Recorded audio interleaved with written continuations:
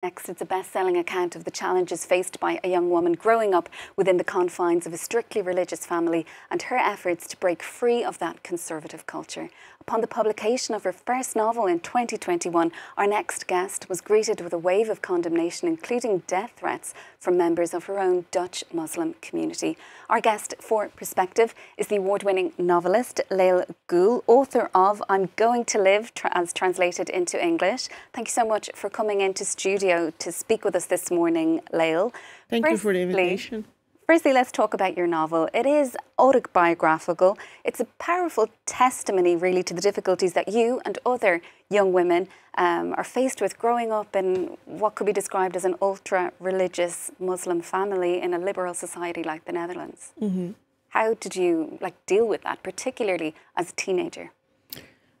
Well, it's often felt very lonely, and if I had more identities and I didn't know which identity was really mine, because the values you have in the Islamic or Turkish Orthodox culture is not the same values as you learn in growing up in Amsterdam or in the Netherlands, and those values are very different. And I was often confused with the question, what are my values? What do I find good and bad? Do I find gay people good or bad?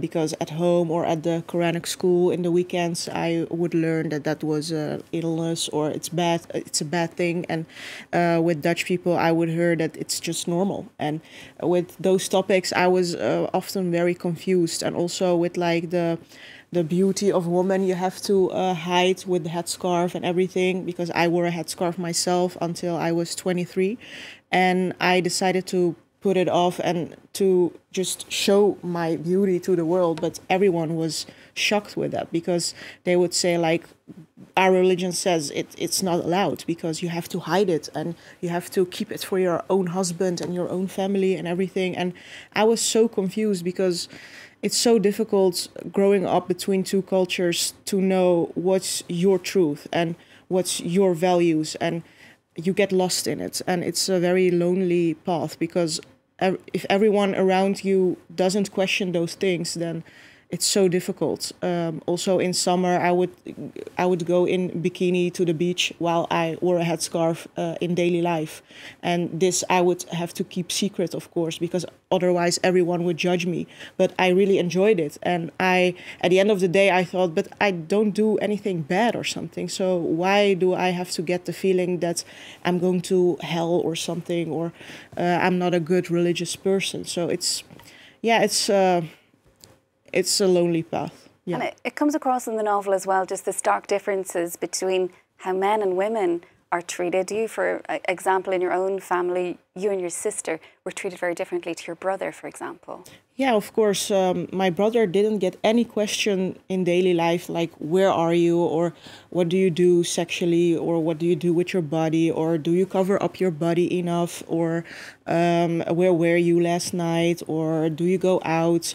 I mean, theoretically, there are rules for men and women, religious rules, which are both strict, but practically the men don't get any judgment from the community and don't get these questions the whole time. While as a woman, you are responsible for the honor of the family or something, because they kept saying that. And I was like, why am I responsible? And why do I have to hide a lot of things and keep a lot of things to myself just because I'm a woman and I'm being sexualized since from an age of 12 or something.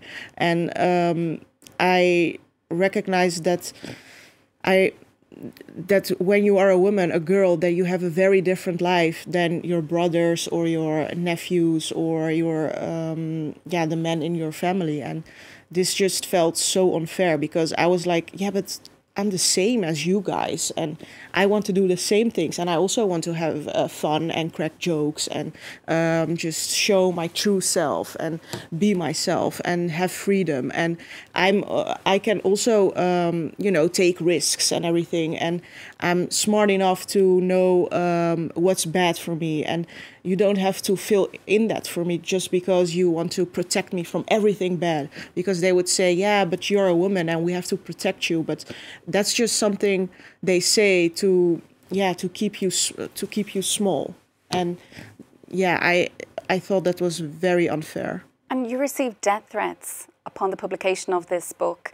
Talk to us about that. How did you deal with that? And also, your family didn't react too well, did they?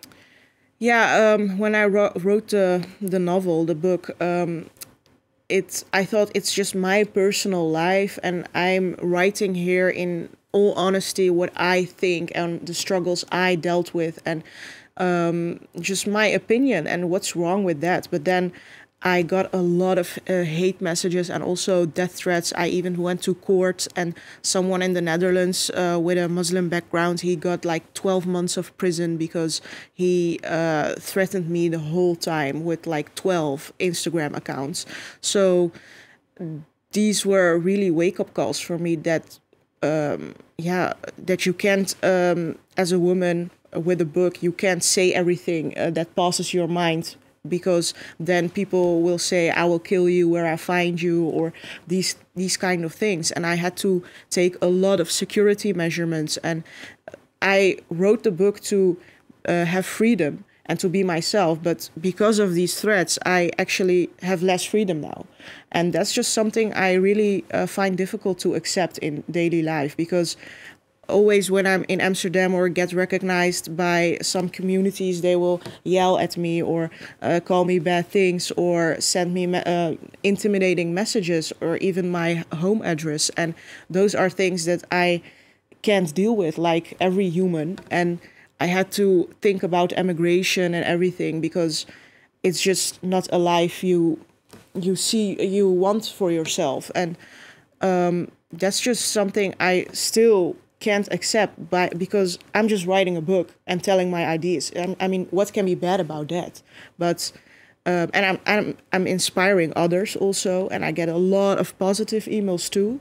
But then you have this violent, sick people that really want you to be hit or even be killed and send it to you, and it's really disturbing. Well, thank you so much for being with us. Unfortunately, we will have to leave it there, Lale. We do really appreciate your time coming to speak to us about that novel and your own experiences, of course. That is award-winning Dutch novelist Lale Gül, author of I'm Going to Live.